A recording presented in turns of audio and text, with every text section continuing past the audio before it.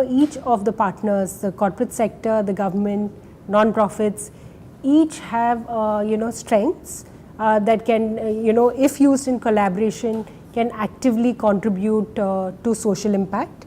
So I believe from a corporate perspective, corporates can bring excellence to the table.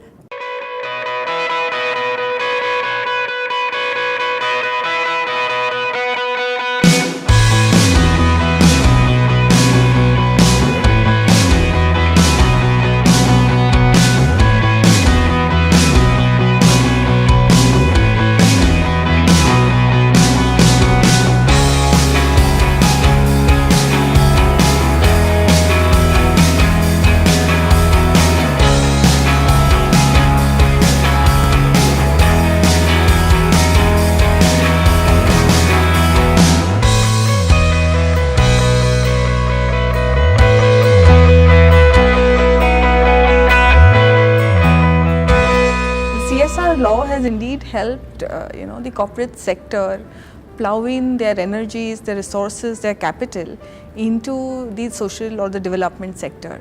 And when we speak specifically about the education space, that is a dominant area where corporates want to develop and contribute through CSR.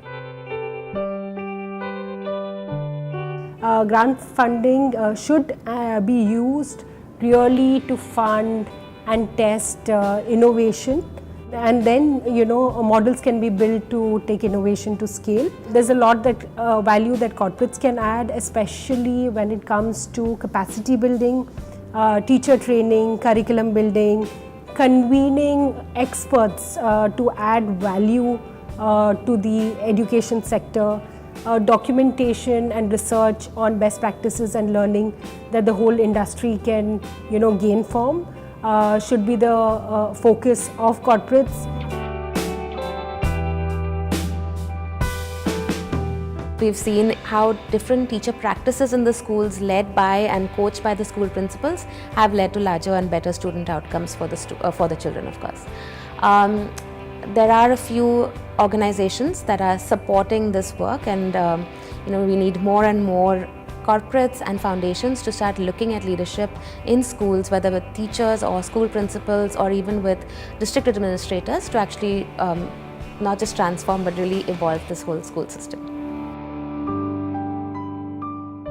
However, we have observed that largely investments in education under CSR go through the infrastructure development aspects. So what I would rather urge is for corporates to look at capacity building as well, so that there is a systemic change that happens within the sector.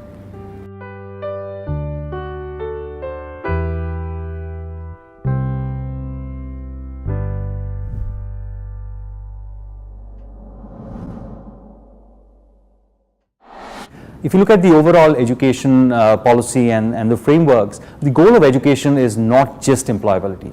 The goal of education is actually to create active, involved citizens.